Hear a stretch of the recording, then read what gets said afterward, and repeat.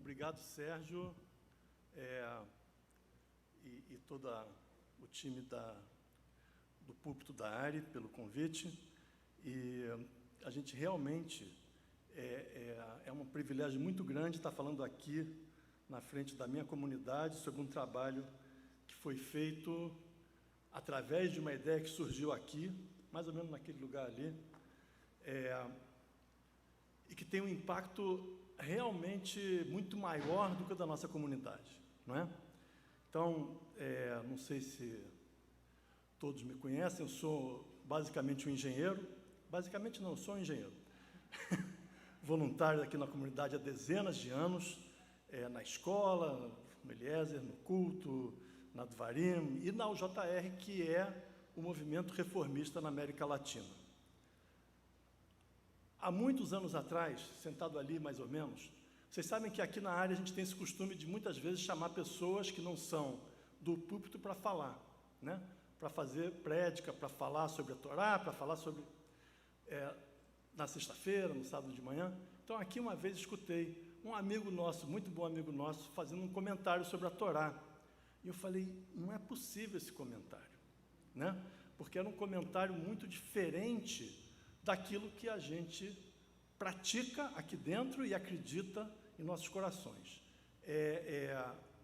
Evidentemente, o recado que a gente traz daqui, te leva daqui, é um recado moderno, inclusivo, sionista, e o que a gente dá para a pessoa, depois que a pessoa se interessa por esse nosso judaísmo reformista, quando a gente dá o material para ele estudar, porque ele se interessou, não é? Não todos se interessam, mas esse se interessou. Aí ele vai e pega um livro, que é o livro que a gente tinha disponível, e ali no livro fala tudo diferente. Então o rabino fala o que quiser, os rabinos falam o que quiser, muito bem falado, e depois a pessoa lê uma coisa que não faz sentido, não tem conexão. Então a gente cria uma dissonância cognitiva, a gente criava. E eu ali sentado falei, isso não é possível, não dá mais, tem que fazer alguma coisa. Então, há 10 anos atrás, exatamente 10 anos, porque quando acabou o projeto, eu arrumei meu computador, eu sou IEC, então arrumo as coisas depois, não sei o quê, achei o documento inicial dessa história toda, que tem exatamente 10 anos e 6 meses, eu escrevi um projeto para a gente tentar produzir um Chumash latino-americano, brasileiro, moderno, de acordo com a nossa visão e a nossa compreensão, e num português que não fosse o português solene desse Chumash que a gente tem, com palavras antiquadas, etc. Então, fiz esse projeto, comecei a percorrer o mundo com ele, o mundo brasileiro, e o Brasil com ele, e fomos ajustando, porque o meu projeto primeiro não era exatamente muito factível, e no final veio essa percepção de que é melhor para atingir o objetivo de fazer um Chumash, um Sefer Torá não, um texto da Torá que fosse significativo para nós, seria traduzir esse Chumash do Plaut, que é o livro de reza, o livro sinagogal de Torá mais usado no mundo de fala inglesa, mais usado há 40 anos. Na verdade, do mundo liberal, ele é o livro usado, não tem outro livro a não ser esse, do mundo reformista. Ele vendeu mais ou menos 100 mil cópias até hoje, né?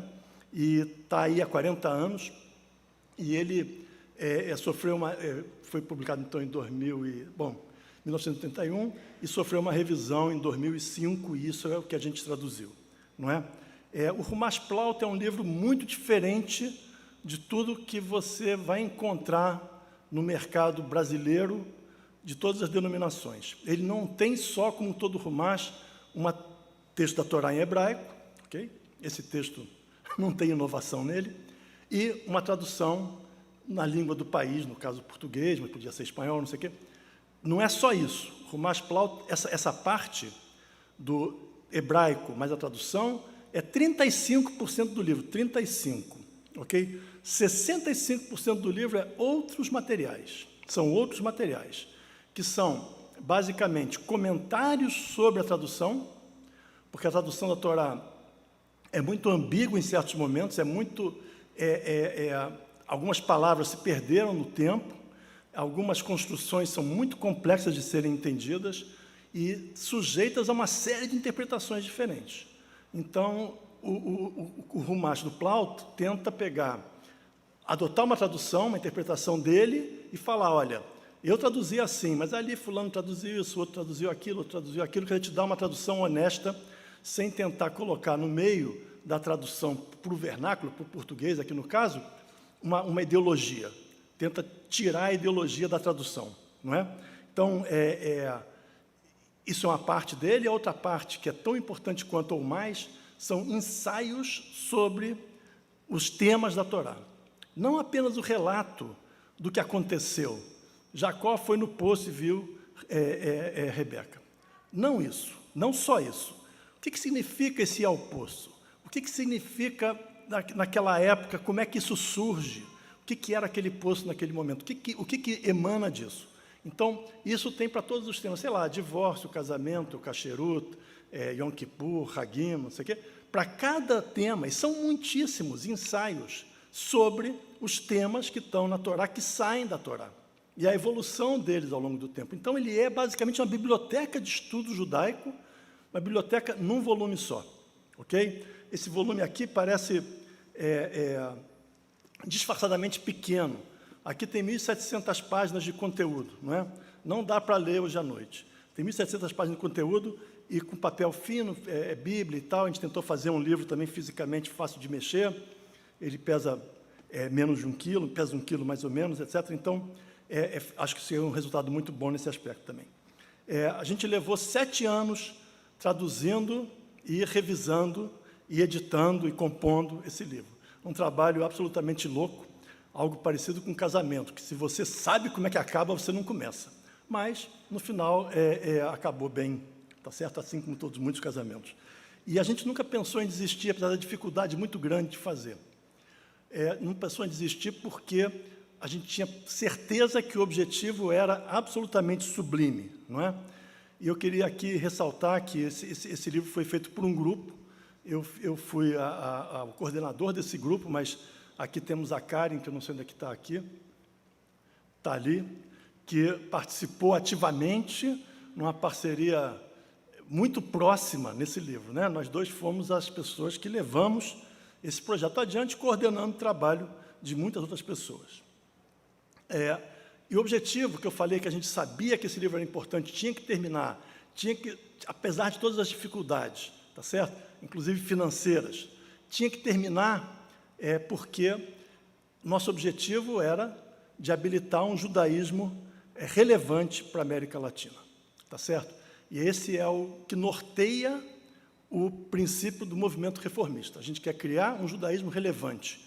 Esse livro é uma pedrinha nessa construção, ok? Uma pedrinha. Tem muito mais que além desse livro, né? O que é um judaísmo relevante, né? Porque essa é uma palavra bonita, fácil. Relevante. O que é relevante? Na minha visão, o judaísmo relevante é um judaísmo que seja teu companheiro de viagem e não a tua bagagem, não é? Algo que você possa dialogar no teu caminho da vida. Eu vou para cá, vou para lá. Quantos passos eu tenho, que velocidade eu tenho que fazer para chegar lá em cima desse morro sem morrer no meio do caminho? Como é que eu me seguro nessa descida? Como é que eu faço essa curva? Que possa dialogar no teu caminho em todos os momentos, em todos os momentos. E quando você estuda o judaísmo da maneira mais profunda, saindo simples das lendas, ele vira o teu companheiro, ele não vira bagagem, né? Porque bagagem é algo que você carrega, você recebeu essa herança, essa bagagem você carrega ela, ok, você carrega. Às vezes é um peso, às vezes não, mas você pouco se aconselha com ela. O judaísmo relevante é o judaísmo que você se aconselha nele, né? E eu acho que esse livro e outros projetos editoriais que a gente vai fazer ainda são absolutamente vitais para isso, né? Não que a bagagem seja irrelevante, não que a tradição seja irrelevante. Ela não é. Mas ela, sem acompanhar você na tua vida em todos os momentos, ela é insignificante. Ela não faz parte de você, é um peso, não é? Então, a simples preservação da herança é uma traição, ok? Essa própria herança. A herança tem que ser conquistada por cada um e ser utilizada. senão não tem sentido legar nada para ninguém, porque aquilo ali vai viver a vida do passado, não é? Esse livro, então, vai substituir, a partir de agora, o Rumash que a gente usa, esse livro que a gente usa na sinagoga, que é a Lei de Moisés, que é um livro que tem uma história heróica também. Também não, ele tem uma história heróica. Foi feito por um rabino mexicano, nos anos 50, que veio para o Brasil, sefaradi, Matzliach Melamed, de memória abençoada, e ele chegou aqui e não havia texto de Torá em português, e ele resolveu traduzir um texto de Torá em português. Ele tinha só um pequeno detalhe, que ele não falava português. Esse era o único problema que impedia ele de fazer uma tradução boa. Então, ele fez a tradução, que tinha muitas palavras complicadíssimas, muito parecidas com o espanhol, construções muito difíceis. E esse texto foi melhorado ao longo do tempo, mas nunca chegou a ser um texto de leitura corrente. Qualquer um que leu a Lei de Moisés, o texto da Torá, sabe que aquilo ali é uma leitura complexa. Você não consegue entender aquilo porque não está na nossa linguagem de hoje, não é?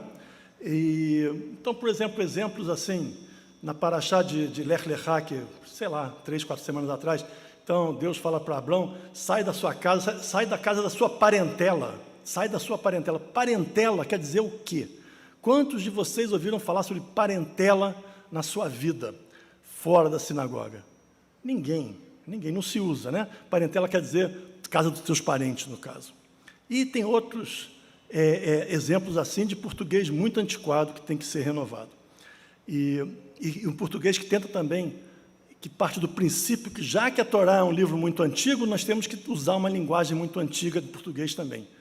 É uma ideia que faz sentido, mas não sei se faz sentido para nós, não é? E tem conceitos também nesse livro que a gente usa hoje que são inaceitáveis. Quando relata do estupro de Diná, o comentário do livro é: a menina virgem, a curiosidade pode levar a menina virgem para o abismo. A gente não acha que a perda de virgindade é o abismo, e a gente não acha que a menina não tenha que ser tão curiosa quanto qualquer outro. Mas é o que a gente dá para a pessoa ler. E a pessoa lê isso, né? Outros conceitos, os não-judeus que saíram do Egito junto com os judeus são os responsáveis pelas murmurações dos judeus durante o deserto. A gente também não tem isso aí para nós é completamente odioso, né? Os não-judeus que se unem a nós, os judeus por opção, são para nós exatamente iguais a judeus biológicos, né? E além tem mais um que eu assim ressalto, que num certo momento fala que Deus não perdoa quem não faz penitência. Penitência não é um conceito nosso, né? O perdão é o perdão dado por outra pessoa, baseado na tua ação em relação ao que você fez de errado. E não uma penitência que tem que fazer subir a escada da igreja ou aqui da sinagoga de joelho, né? Além disso, a gente achou um jeito de colocar no livro. Esse livro, evidentemente, tem um copyright americano, a gente não pode mudar o texto, e a gente traduziu o que está no inglês. Mas a gente achou um jeitinho de colocar nele, na introdução da edição brasileira, um poema de Camões. Camões fez um poema baseado na Paraxá dessa semana, que se chama Raquel, ok? E esse poema é lindíssimo. Eu vou ler ele aqui, e a gente colocou ele no livro, a gente deu um jeito de colocar. Eu tentei colocar ele no meio do livro, mas aí os americanos falam: não pode mudar. Então a gente botou na introdução. É um poema muito bonito, de Camões, que é um escritor, então, de português clássico, evidentemente, e que reflete todo o impacto que a cultura da Torá traz no mundo como um todo, né? A beleza desse relato. Esse, assim, é o soneto chamado Raquel. 7 anos de pastor, Jacó servia Labão, pai de Raquel, serrana bela. Mas não servia ao pai, servia a ela, e a ela só por prêmio pretendia. Os dias, na esperança de um só dia, passava contentando-se com vê-la. Porém o pai, usando de cautela, no lugar de Raquel, lhe dava Lia. Vendo o triste pastor que, com enganos, lhe fora assim negada sua pastora, como se não a tivera merecida, começa de servir outros 7 anos, dizendo: mais servira, se não fora para tão longo amor, tão curta a vida. Cada vez que eu leio esse poema, já li ele muitas vezes, eu tenho vontade de chorar. Ele é muito bonito. A ideia de, para tão longo amor, tão curta a vida, né? Sai dessa paraxá, ok? Sai dela, esse conceito está dentro dela. E ele é um sentimento que acho que todos nós temos em todas as nossas caminhadas, tá certo? É basicamente isso que eu falo, que a Torá dialoga contigo, não só nisso, em muitas outras coisas. E esse sentimento de que, para tanto trabalho que a gente tem para fazer dentro da criação de um judaísmo relevante no Brasil, na América Latina, o nosso recurso, tanto de tempo como financeiro, é tão curto, é um sentimento que perpassa o tempo todo dentro de nós. Não é? Então, acho que uma coincidência muito interessante que a gente foi lançar o livro aqui na área, justamente no dia da Paraxá de Vayetze, onde tem a história de Raquel e Jacó. Tá certo? Então, a gente está realmente lançando esse livro agora. Então, esse livro já está à venda na nossa lojinha e nas lojinhas das sinagogas reformistas do Brasil todo, e também das sinagogas conservadoras do Brasil todo, quase por enquanto, mas a gente vai chegar em todas, e a gente vai substituir ele aqui para os estudos de Bar Mitzvah, para introdução ao judaísmo, para o Shabat aqui, e para as quintas-feiras, etc. A ideia é que a gente deixe de usar esse livro mais antigo, que, com todo respeito, deu o que tinha que dar, e a gente tem que dar esse passo adiante. Então, é isso. Com esse acontecimento, com esse livro, a UJR sabe que está dando um passo importante para a construção desse judaísmo relevante, mas ele não vai ser nunca, esse passo nunca vai ser completado se nós, que estamos nas sinagogas, nas escolas, nos grupos de estudo, não nos apropriarmos desse judaísmo mais relevante também. E eu acho que esse livro é um dos pontos para continuar nesse caminho, que não é o ponto de partida. Esse caminho começou aqui na área, no caso, em 1942, né? Então, a gente está só seguindo nisso. Era isso que eu queria falar. Queria, de novo, agradecer aqui ao Sérgio, à Andréia, ao André e à Inês pelo espaço, e desejar a todos Shabbat Shalom. Muito obrigado. Não pode dar a mão para ninguém. Antigamente dava para cumprimentar, hoje não pode mais. Eu me sinto assim um pouco constrangido, mas enfim.